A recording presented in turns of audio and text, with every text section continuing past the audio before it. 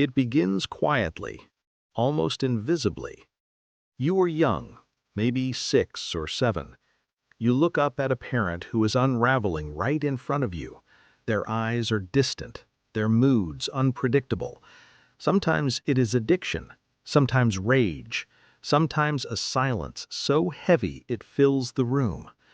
No one explains what is happening, but your nervous system understands before your language does. Something ancient switches on inside you. If I don't keep this together, everything will fall apart. That moment changes everything. This is not when a child leaves home. This is when a child leaves themselves. You learn fast. You stop asking for comfort. You stop crying too loudly. You study faces. You track tone shifts. You sense danger before it arrives. You become the emotional barometer of the house, the peacemaker, the helper, the one who knows when to stay quiet. You grow up early, too early, and people admire it. You're so mature. You're so responsible. You're so strong. No one asks the only question that matters. What did it cost you? This is the hidden grief of children who grew up too fast, and it does not disappear with age. It shapes your relationships, your work, your nervous system, your sense of worth. If you never name it, you will spend your adult life repeating survival patterns that once protected you, but now quietly exhaust you. Let's slow this down and look at what is really happening. When a child is forced to emotionally support an adult, psychology calls it parentification. The roles reverse. The child becomes the caretaker, the mediator, the emotional anchor, not because they want to, but because they have to. This does not just affect emotions, it changes the brain. A child placed in charge of emotional safety develops hypervigilance. You are always scanning, always monitoring, always bracing. You learn that love must be earned through usefulness. You give stability in exchange for a sense of safety. Your needs become risky, their needs become urgent. So you vanish, not physically, but emotionally. In your place forms a version of you that performs well, the good child, the achiever, the dependable one, the listener, the fixer. You wear that identity so convincingly that even you forget it started as armor. But the child underneath never left. They are still there, asking quietly, "Why did no one protect me?" As you grow older, the effects deepen. You may become fiercely independent. You struggle to accept help. You pull away before you can be abandoned. You may feel oddly flat during happy moments because calm feels unfamiliar. Rest feels unsafe. Productivity becomes the only proof you matter. You stayed busy because stillness gives your body space to remember.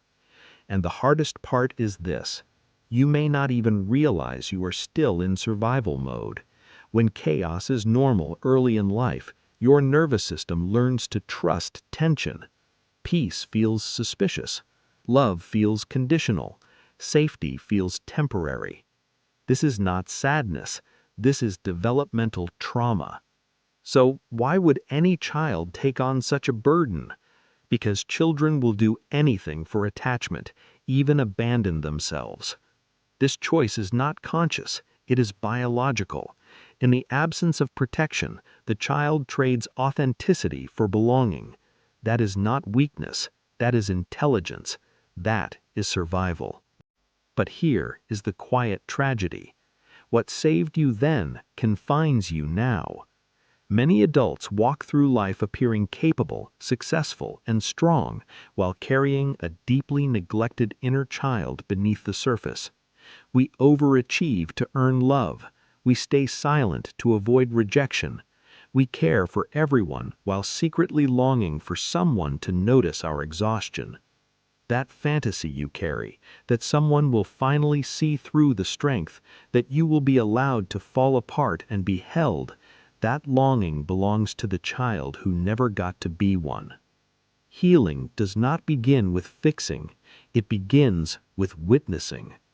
Until you acknowledge what happened, you will keep minimizing it. It wasn't that bad. Others had it worse. I turned out fine. Fine is a performance, and you know it. So what does that child become as an adult? Someone who never fully relaxes, someone who mistrusts gentleness, someone who gives easily but struggles to receive, someone who apologizes for emotions, flinches at praise, and confuses exhaustion with achievement. This is the cost of growing up too fast. If your childhood taught you to be strong instead of soft, quiet instead of honest, helpful instead of held, then adulthood becomes a waiting room. You hold your breath, hoping someone will finally give you permission to stop. Here is the truth no one told you. No one is coming to rescue the child you buried. You are the one who must go back. You are the one who must kneel down and say what should have been said all along. You didn't deserve that. You were not responsible. You were just a child. You can rest now. This is the beginning of real inner work. Not pretending the pain didn't matter, not covering it with positivity, but turning toward the abandoned parts of yourself and choosing to stay. It is hard work. It asks you to feel grief you never had time to feel, rage you were not allowed to express, sorrow that had nowhere to go. You may grieve birthdays that passed unnoticed. You may mourn the innocence lost while protecting people who should have protected you.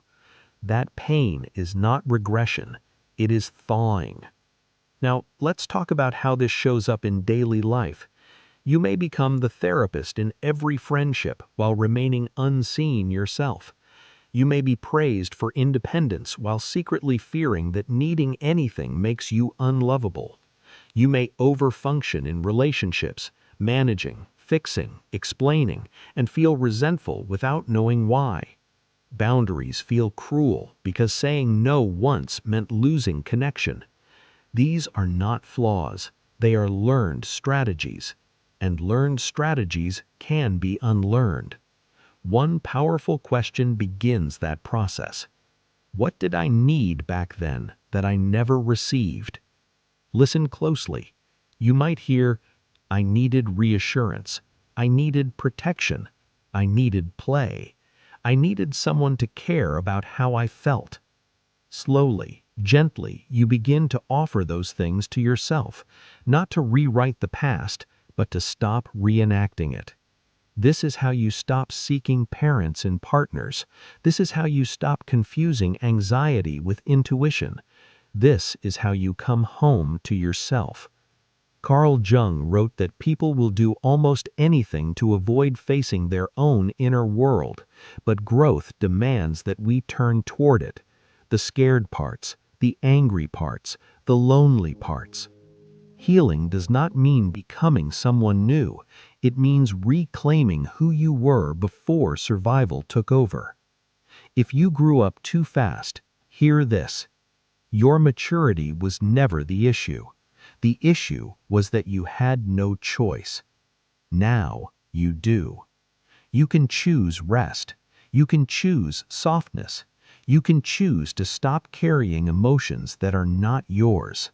There will be moments you feel childlike again. That is not failure. That is return. Let that child speak. Let them cry. Let them play. Let them finally be seen. You are not broken. You are integrating. You may not have had a childhood, but you still have a future. And this time, you get to grow at the pace you were meant to.